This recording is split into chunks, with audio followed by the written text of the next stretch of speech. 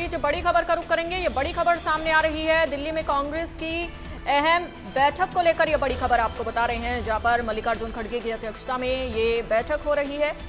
और साथ ही आपको बता दें, कांग्रेस नेता राहुल गांधी भी इस बैठक में मौजूद हैं। तो ये बड़ी जानकारी इस वक्त की आपको दे रहे हैं। मल्लिकार्जुन खड़गे की अध्यक्षता में ये बैठक हो रही है।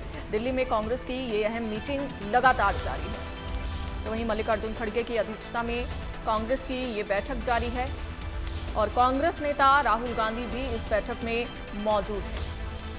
साथ ही प्रभारी स्क्रीनिंग कमेटी के सदस्य इस मीटिंग में मौजूद हैं और साथ ही हरियाणा प्रभारी दीपक बाबरिया भी इस मीटिंग में मौजूद हैं।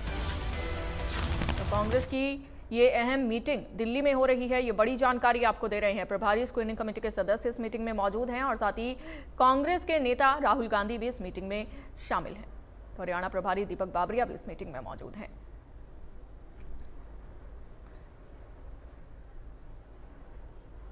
वहीं दिल्ली में कांग्रेस की ये अहम मीटिंग लगातार जारी है और काफ़ी अहम ये बैठक बताई जा रही है। तो मल्लिकार्जुन खड़गे की अध्यक्षता में ये बैठक दिल्ली में जारी है।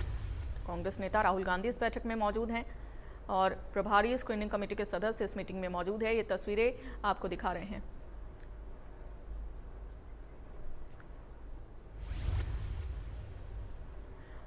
और ज्यादा जानकारी के साथ हमारे साथ ब्यूरो चीफ दीपक शर्मा जुड़ चुके हैं। दीपक जी, कांग्रेस की दिल्ली में जो मीटिंग हो रही है, कितनी अहम, कितनी महत्वपूर्ण इस मीटिंग को माना जाए? देखिए, विधानसभा चुनावों के ऐलान के बाद कांग्रेस के द्वारा ये बैठक बुलाई गई है, जिसमें मल्लिकार्जुन खड़गे की अध्यक्षता में ये बैठक चल रही है। राहुल गांधी खुद इस बैठक में मौजूद हैं।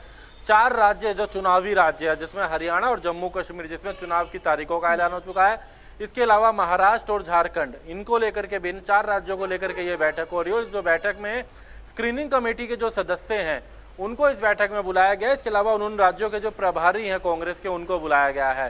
स्क्रीनिंग कमेटी में हरियाणा में अजय माकन की अध्यक्षता में 4 सदस्यीय कमेटी है जो इस बैठक में मौजूद है। हरियाणा कांग्रेस के प्रभारी दीपक बाबरिया इस बैठक में मौजूद हैं और इस बैठक में राहुल गांधी और मल्लिकार्जुन खड़गे चारों राज्यों के जो कांग्रेस के जो पदाधिकारी हैं उनके साथ चर्चा कर रहे हैं। हालांकि इंस्ट्रक्शन दी जा रही हैं, एक पार्टी की तरफ से बातें रखी जा रही है कि किस तरीके से उन्हें उम्मीदवारों को लेकर के पैनल तैयार करना है, किस तरीके से पार्टी को लेकर के चुनाव की तैयारी करनी है, खासकर हरियाणा और जम्मू कश्मीर को लेकर के। जिस तरीके से हरियाणा को लेकर के कहा गया है कि उन्हें एक बाकायदा सर्वे रिपोर्ट, राहुल गांधी की अपनी सर्वे रिपोर्ट भी है, एक पार्टी के द्वारा भी पर्यवेक्षकों की रिपोर्ट करवाई गई है, एक और अलग प्राइवेट एजेंसी से कराई गई है। उस रिपोर्ट के अनुसार उनका कहना है कि सबसे पहले तो कांग्रेस जो है, जो स्क्रीनिंग कमेटी बनाई गई है, वो बिना किसी दबाव के ये नामों का पैनल तय करे। 2500 से ज्यादा आवेदन आए हैं, हर विधानसभा में 3 से 4 नामों का पैनल बनाया जाए। ये देखा जाए किन्होंने पार्टी के लिए काम करा है। हरियाणा के लिए कहा गया कि जो किसान आंदोलन में थे, जो खिलाड़ियों के साथ उनकी आवाज उठा रहे थे, जो सरकार के विरोध में लगातार आवाज उठाते रहे हैं, उनको प्राथमिकता दी जाए। उनका ग्राउंड रिपोर्ट देखी जाए, वो सर्वे कितना, उनका ग्राउंड पे कितनी पकड़ है। इसके साथ साथ अगर बात करें आर्थिक तौर पे कितने सक्षम है, किसके पास टीम है, सोशल मीडिया में कौन कितना एक्टिव है, डिजिटली अगर बात की जाए तो ये देखा जा रहा है। ये क्राइटेरिया इनको बताया गया है। इसके साथ साथ उसको पहले अगर चुनाव लड़ाया तो तब उसका क्या रिजल्ट रहा था, ये तमाम बातें इनको कही गई हैं कि इसके अनुसार आप आगे अपना एक स्क्रीनिंग कमेटी जो है नामों का पैनल बनाएगी। जो 2500 से ज्यादा नाम हरियाणा में आए हैं उसको लेके शॉर्ट लिस्ट करेगी। तो इसको लेके हरियाणा को ये इंस्ट्रक्शन दी गई है इस बैठक के अंदर।